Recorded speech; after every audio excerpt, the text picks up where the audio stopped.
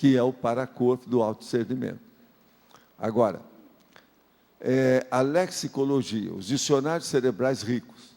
Eu mesmo estava falando aqui agora há pouco, que o meu problema maior aqui é trabalhar com a lexicologia, ou se vocês quiserem, divido os que estão fazendo o livro, com a lexicografia cortical.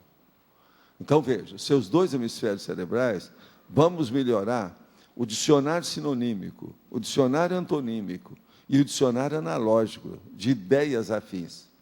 Uma outra coisa, uma pessoa que fica ouvindo essas coisas que eu estou falando, não fica desesperada, julgando que ela está a uma distância entre ela e o Himalaia. Não é assim. Está tudo aí dentro de vocês. Se não for essa massa crítica que está aqui, quem é que vai entender isso? São vocês. Então, o problema é assumir a sua condição. Agora, tem também uma questão muito séria aí. Quando a pessoa começa a se distanciar muito, não, isso está muito longe de mim, eu não nasci assim, e fica lá com aquela cara de paisagem, isso é fuga. A pessoa está tirando o corpo fora. Está errado. Olha, isso aqui é mais uma daquelas fugas que eu estava falando aí, dos dois que eu vou falar daqui a pouco. Agora aqui, macrosoma, paramicrochip, poliglotismo, predomínio da pensanidade no PEN. Olha uma coisa sutil, à toa, mas muito séria, que eu vivo falando. Primener, que é o início lá do processo do Cipriano que nós falamos. Retilinearidade autopensênica, que eu também estou falando aqui, mais ou menos, alguma coisa lá que eu disse antes, que é rigidez autopensênica, está mais ou menos dentro da mesma linha. Taxpsiquismo, triatletismo conscienciológico. Isso aqui eu pediria para os tenepsistas estudar o triatleta. Isso já tem. Tem lá nos 1000 verbetes, não é isso? Já foi.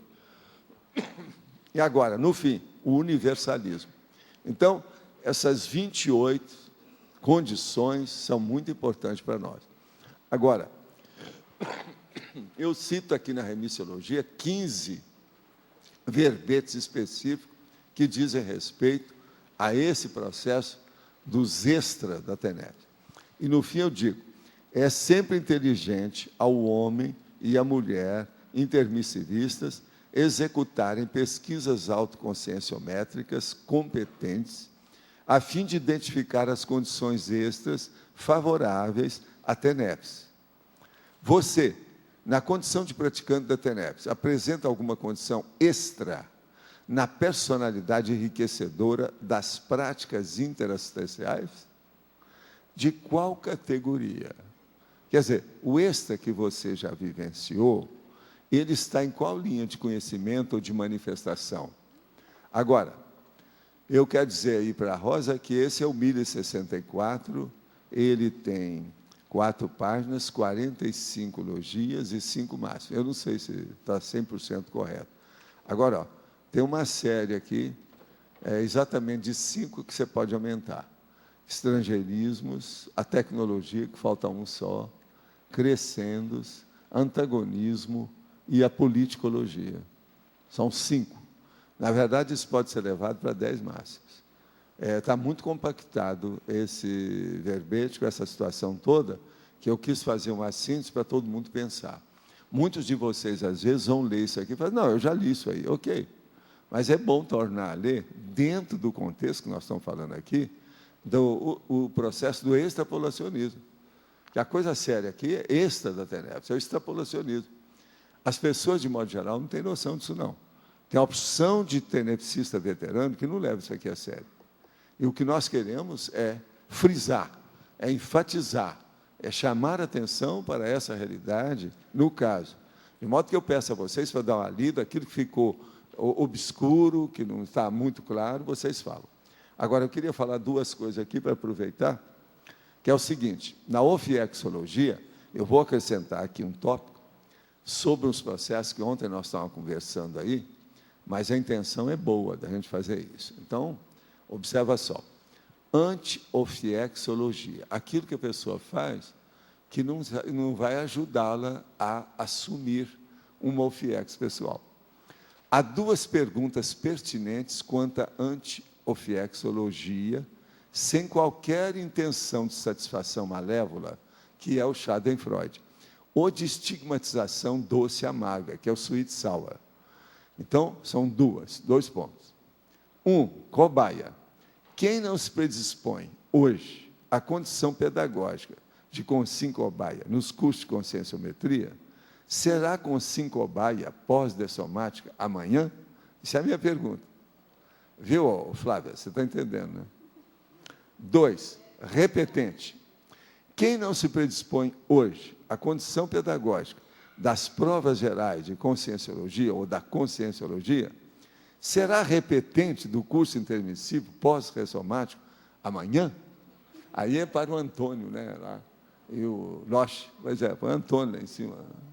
Tá certo? Isso aqui é uma condição para a gente estudar, né? Eu acho que vale a pena. E eu digo para vocês, tem lógica isso? Quer dizer, é o processo. Quem tira o corpo fora, que é consim cobaia, que vai virar consciex cobaia, tá certo? E quem tira o corpo fora do curso vai ser repetente do curso intermissivo, porque você não está querendo enfrentar, há uma covardia, então é porque o cara não tem confiança naquilo que ele sabe, ou a mulher. O que vocês acham? Tem lógica isso, ô Marlon? É a vida é dura. E nós temos que ser realistas. Agora, outra coisa, está acabando de sair, ainda não chegou, acho que nas bancas, não, ainda vai demorar um pouco. Essa revista aqui, ó. Hein? Já chegou? Então, ó, essa revista é que está saindo agora. Agora, o que se passa?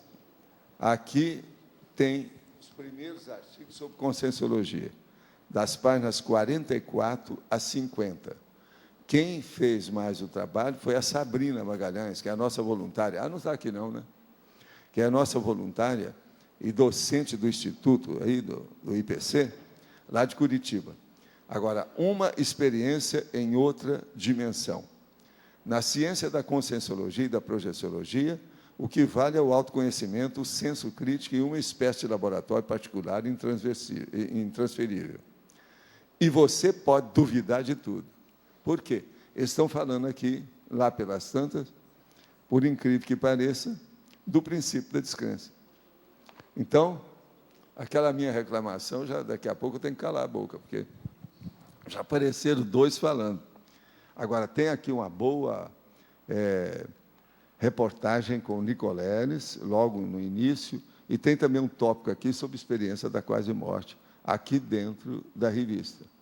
Essa aqui, então, vai depois lá para... Você quer dar uma olhada dela? Depois vocês me dão, porque eu quero ler com calma, que eu não li.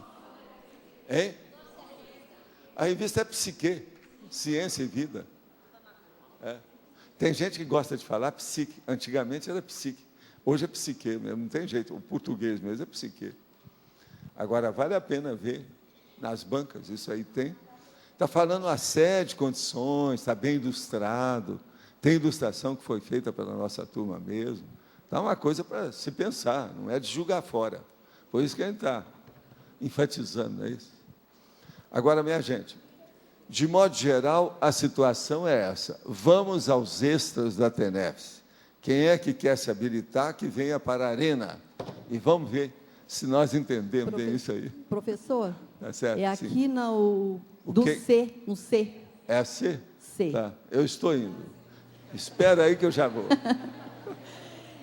A minha pergunta ainda é da lista, da fila de ontem, aí, dos questionadores. Sim. É do verbete de ontem, o inventário da TENEPS. Sim. É na parafatologia, mas só que é na página 62. Sim. Eu gostaria de entender melhor aqui o paravínculo tenepsista amparador extrafísico. Se tem alguma relação singular entre essas... Sempre tem. E o que seria o que poderia ser? Convívio. Como? Convívio. Convívio. Pré-convivialidade, como nós chamamos. Sempre teve. Senão não teria. Uma outra coisa séria. Entre uma consim e o amparador de função, às vezes existe um laço, um rapport, uma empatia, uma afinidade superior aos duplistas da dupla. seja o homem ou seja a mulher, ele é duplista da dupla. Ele, às vezes, tem mais rapport com aquele amparador do que com a pessoa que ele está morando. Professor, desculpa a minha ignorância, mas eu não entendi bem e gostaria de entender. Pois é, mas agora, por que é que isso existe? O problema todo nosso de afinidade e de empatia depende das considerações internas da pessoa. Você há de convir o seguinte: uma pessoa que tem isso apenas pela emoção é uma coisa passageira, instintiva, umbilical, entende? É um processo subhumano. Agora, uma pessoa que tem um vínculo com o autodiscernimento, que aumenta o soma, a coisa é muito mais profunda, enraizada, sólida. Pensa bem na solidez de uma amizade. Quantos verbetes eu trouxe aqui sobre o processo de amizade ultimamente? Tudo para explicar isso. As pessoas custam entender isso. A hora que eu falo, por exemplo, a TENEPS não tem divórcio. Muita gente roda, eles não querem entender isso. Por quê? Há um romantismo, lirismo da infância, da juventude, da adolescência, que é bobagem. Nós precisamos de caminhar para a maturidade consciencial de entender dentro da inteligência evolutiva como é que nós agimos agora, nesse contexto evolutivo. Então, vamos entender. Numa situação dessa, você tem mais. A afinidade já viveu mais e as conclusões são positivas com esse amparador mais do que com a sua dupla, o duplista. Agora, o que se passa? Vamos só pensar uma coisa. Por que é que vocês dois não estão juntos, formando uma dupla? Por que não? Vocês já estão dentro de um equilíbrio tal que transcende a média de carência e necessidade interassistencial da humanidade. Então, se fizer isso, é igualzinho, por exemplo, você já pensou? Vem dois serenões e se casam aqui. Que besteira é essa? Estão cuspindo para cima. A humanidade está precisando de muito mais assistência. Isso é um desperdício, fica ocioso. Outra coisa, isso é super egóico.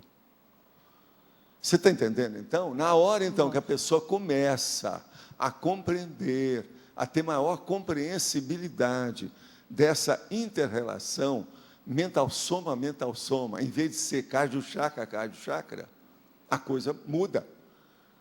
A tenepsologia transcende, ela caminha. A coisa é muito maior. Professor, então, ou seja, o amparador, o vínculo do tenepsista com o amparador vai mudar em detrimento da mudança do tenepsista desta postura de mais não, emocional. A primeira coisa que a pessoa tem que fazer é sair do umbilico chakra. Né? Pois é, mas eu já tenho alguns anos de TENEPS. Então, o amparador já não é o mesmo do início. Pois então, mas por que ele sobe? Por que ele ascende? Por que ele progride? Por que ele desenvolve? Por que ele evolui? É Sim. Porque você melhorou. Agora, por exemplo, a pessoa está com o mesmo amparador. Aquilo não muda porque ela está estacionária. Ou se não regrediu, porque você sabe, quando estaciona é porque há regressão.